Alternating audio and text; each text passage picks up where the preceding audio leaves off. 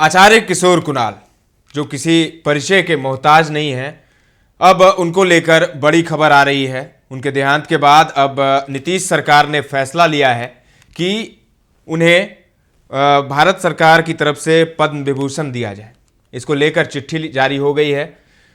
मंत्रिमंडल सचिवालय विभाग की तरफ से यह चिट्ठी जारी हुई है। बिहार राज्य स्तरीय अनुशंसा समिति ने समाज सेवा के क्षेत्र में स्वर्गीय आचार्य किशोर कुणाल जी के विशिष्ट योगदान को मान्यता देते हुए उनका नाम भारत सरकार द्वारा प्रदान किए जाने वाले पद्म विभूषण पुरस्कार 2025 के लिए अनुशंसित किया है। इस ऐतिहासिक निर्णय के लिए हम माननीय मुख्यमंत्री श्री नीतीश कुमार जी के प्रति हार्दिक आभार व्यक्त करते हैं। ये सब चिट्ठी में लिखा हुआ है। स्वर्गीय आचार्य किशोर कुणाल जी ने अपने जीवन को समाज सेवा के कार्यों के लिए समर्पित कर दिया। उनके अमूल्य प्रयासों से ने न केवल बिहार बल्कि पूरे देश को गौरवान्वित किया है।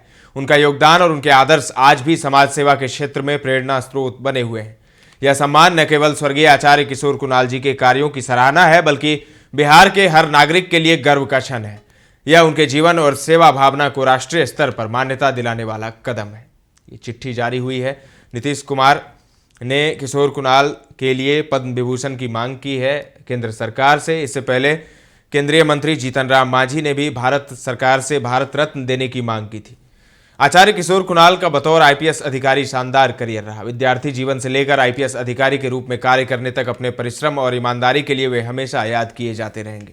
आचार्य किशोर कुणाल का जन्म 1950 में मुजफ्फरपुर के बरूराज में हुआ था। अपने गांव के हाई स्कूल से ही उन्होंने मैट्रिक की परीक्षा पास की।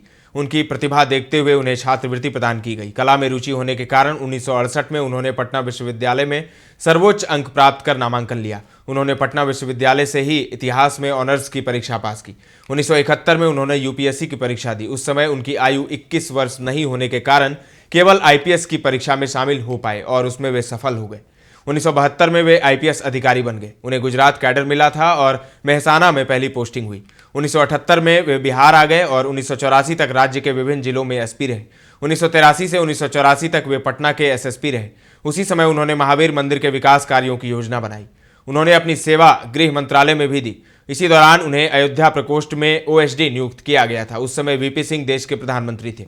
उसके बाद प्रधानमंत्री चंद्रशेखर ने भी उन्हें अयोध्या के लिए ओएसडी बनाए रखा। प्रधानमंत्री नरसिम्हा राव ने भी राम मंदिर के मामले में आचार्य किशोर कुणाल की सेवाएं ली।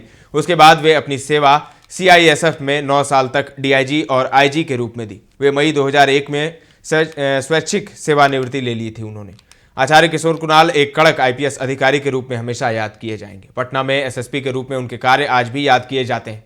1 वर्ष के कार्यकाल के दौरान उन्होंने कई उल्लेखनीय कार्य किए थे। स्टेशन स्थित महावीर मंदिर और अन्य संस्थान उसी के परिणाम हैं।